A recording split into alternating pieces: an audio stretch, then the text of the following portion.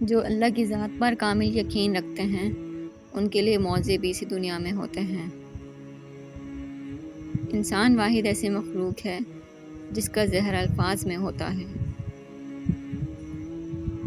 سوچ سمجھ کر بولا کرو، الفاظ نسلوں کا تعارف کروا دیتے ہیں۔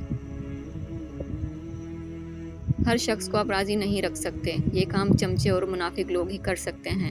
بعض امیر سچے اور بااصول لوگوں سے اکثر لوگ ناراض اور ناخوش ہی ہوتے ہیں۔ سانپ کو آپ ساری عمر بھی شہد چٹائیں تو وہ زہر تھوکنا نہیں چھوڑتا۔ اسی طرح کچھ لوگوں پر آپ چاہیں کتنا ہی خلوص لوٹائیں، وہ ڈسنے سے باز نہیں آتے، کیونکہ فطرت نہیں بدلتی۔ بدتمیزی ہر انسان کر سکتا ہے، مگر کسی کسی کو تربیت روک لیتی ہے۔ ہر انسان اپنی زبان کے پیچھے چھپا ہوا ہے، اگر اسے سمجھنا ہے تو اسے بولنے دو۔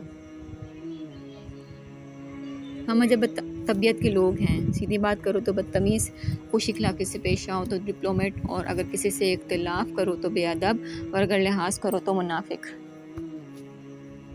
کچھ لوگوں کو پچھتاوا بھی نہیں ہوتا، اور ہم سوچتے رہتے ہیں کہ شاید کسی وقت انہیں احساس ہوگا اپنے منفی رویے کا، لیکن ایسا نہیں ہوتا۔ یہ پچھتاوے بھی ظرف والوں کے لیے ہوتے ہیں، بے حس لوگوں کے پاس صرف اپنا آپ ہوتا ہے۔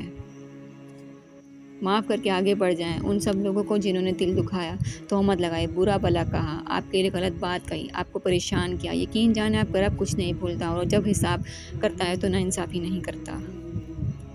کسی کا اتنا دل مت دکھاؤ کہ وہ اللہ کے سامنے تمہارا نام لے کر رو پڑے، کیونکہ ٹوٹے ہوئے دل کی آہ عرش تک جاتی ہے۔ دنیا میں اس سے بڑھ کر کوئی اور ایوارڈ نہیں ہو سکتا کہ لوگ آپ کی تربیت کی وجہ سے آپ کے والدین کی تعریف اور عزت کریں۔